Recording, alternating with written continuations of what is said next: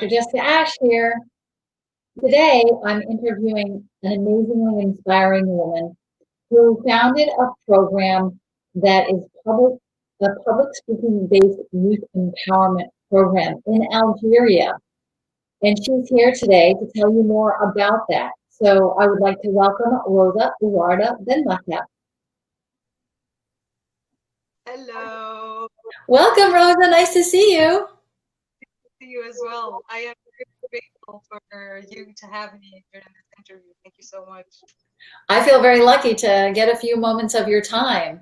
So I'm so interested to know what motivated you to found iSPEAK. So the idea of public speaking and the importance of public speaking was with me my whole life because around me, young people are not heard enough, especially within your family or in school. Like we're always looked at as the young people who shouldn't speak up. And then I went to university and I joined the American Corner, and I saw that that people in the American Corner were really struggling with public speaking.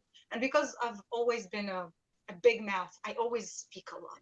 So I started helping the people of the American Corner with public speaking. And then I went into many adventures, like with the program, debate program with the British Council called Young Mediterranean Voices, where I won Best Debater in Algeria just because I'm a good speaker. Like that was Wow. like I won because I can speak. So that's one. And then I went to the UK, got trained, got back, then went to the US, got trained with the MEPI Student Leader Program. And during that program, we need to create what we call a CPE, which is a civic engagement program, like a program that can help our community. And the first problem that came to mind was public speaking. So during the training, we got trained for like 2 months at one of the best studios in Portland, which was Mercy Corp. And at the end of our training, they told us, well, you're going to present your project in front of the board. And everybody freaked out. Like all my fellow MEPs were like, and the girls started crying, like, we can't do this. And I'm like, yeah, let's do it. So, because I love speaking. So what happened is, like, I thought, like, if these people, like, these are the best youth in the Middle East of 27, like they chose them from thousands of people. If these guys struggle with public speaking, I wonder how, like, normal young students in my country are facing every day because of public speaking. Wow. And that's how iSPEAK came, and the idea of iSPEAK came, and everything got cooked a little bit over the until that instant at the ending program presentations. So beyond the aspect of mindset growth that is inherent in iSPEAK, two aspects are really jump out at me. One is that I'm always trying to get people to move to communications-based teaching. And I can't tell you how many times I run across people who are teaching to the TOEFL, or they're teaching the future perfect tense in a non-contextualized manner, and I just keep saying, no, communication. And then the other aspect is about, especially female teachers, we have conflicting behavioral norms. And what I mean by that is, as women, we're supposed to be demure and shy. And so a female teacher can't be demure and shy, and they have to be brave enough to be a leader in a classroom and speak English and navigate that conflicting behavioral set. And I'm really impressed with the way you do that. Yeah, it's like nobody can call me shy because I'm not shy. I'm always outspoken. I say what I want when I want, very honest, very up forward. One thing that I can say about that is that iSPEAK does that because most public speaking programs are like competitions, or they tell you how to speak. For example, they give you a session like 2 hours. It's like, here are the principles of public speaking, and like they're like, go speak. And that's impossible for someone who's new to this. So this is why I created iSPEAK as a skill-based learning experience. So I teach them different skills. Of course, I teach them the principles of public speaking, but then we go through the skills like leadership, team building, critical thinking, communication. Like we go through these skills. So at the end of the day, they don't know just how to speak, but they have something to say. And I think that aspect really helped push iSPEAK forward regarding the youth idea of it. Yes, and people often think, for example, that active listening is really abstract, and the concept of active listening, it can be abstract, but you can break that down into, okay, so let's start with one phrase that you can say that demonstrates active listening. And once they realize, even though debate could be an abstract concept, but it can be broken down into teachable skills, then people are much less intimidated. And I'd love for you to speak for a few minutes about how much debate, the concept of debate, can empower people as a tool for communicating in a civil manner about something you disagree about, but with evidence. Yes, that's a very good point, because debate is like, especially in Algeria, the idea of debate was not very popular like a few years ago.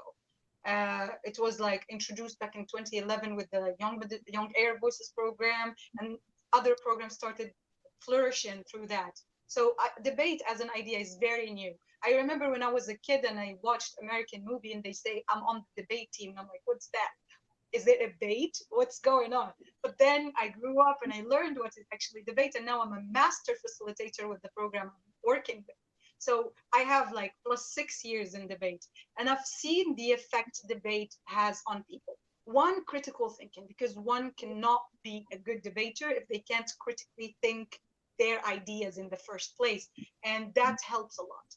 Active listening, that's very important. You know, we have this thing is like we're listening just to answer. We're not listening to listen. It's like he's giving me 10 minutes speech and I just let him finish. I want to answer.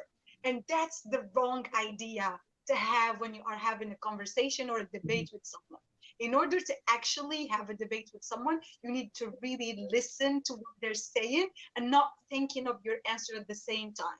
So that's a second point that all the people fall into. And three, especially competitive debate, pushes the debaters to stand in places or to fight for causes they wouldn't otherwise fight for. It's like if they are against the motion, even if they feel like they are with it, they have to debate against it. And that pushes the young debaters to actually put themselves in the other team's shoes and actually see the problem from their perspective, and they actually understand where these people are coming from and why would they want such a thing that seemed so absurd before. That's just open-mindedness at its best. Right, So absolutely. advocated debate, it's great. Yeah, and the other aspect about debate, I just have this dream that debate is one of many tools. It's not the only answer, but once it becomes widespread within a society, people learn how to disagree without such anger. And so not only without anger, but also disagreeing based on evidence, because you can't just say, you can't throw out fake information. It will get beat down. And that's a tool against extremism. Can you talk a little bit about those aspects? Very good. So the first aspect is evidence or evidence-based debate. It's like we usually have this idea of like where we think our opinions are facts, and we go with them and we think that's it. That's the only thing I can talk about because this is a fact for me. But through the debate, we realize that no, these are not facts. Those are just our opinions. And how we do that is when we go out to find the facts or the evidence that supports this idea of ours. And when you go and look into the evidence, you will sometimes change your mind completely because the evidence will not serve what you are saying or what the way you were thinking before. For example, we have a lot of things that we look at them from an extreme point of view. It's like my way or the highway, or this is the only way to think, or this is the only thing that can flow, or like this is what my mother told me. I was brought up on this idea. But once you go at it with a debate mindset, you will see that everything that you were told since you were a kid has absolutely no evidence to back it up. And Right. when you don't find evidence, you will take a step back, and that anger and that that what can I say?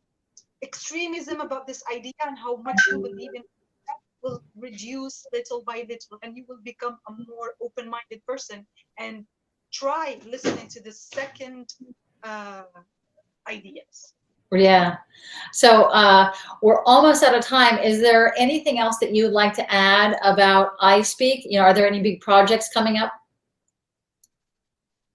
So I just want to speak about iSPEAK in general. So we started back in 2018 after I came back from the US, and we started working right away. We have had how many events? About 7 or 8 events. We have trained over 1,000 people. We won Wow. 1 grant, and looking forward to doing more with iSPEAK, because the more we do, the more see that people need iSPEAK in their lives, Yes. because public speaking, soft skills are really lacking in my community. Like, we don't focus on them a lot. So I'm looking forward for a next grant to do a South Algeria camp, inshallah. And yeah, I'm looking forward to partnerships, to everything. And the more you support iSPEAK, the more iSPEAK grows. That's all I can say. Well, it's a pleasure for me and an honor to support iSPEAK. And I thank you for being here today on Mindset Growth. You're certainly a perfect example of that. And I hope to see you again soon. Thanks, Rosa. Thank you so much for having me. Bye. Bye.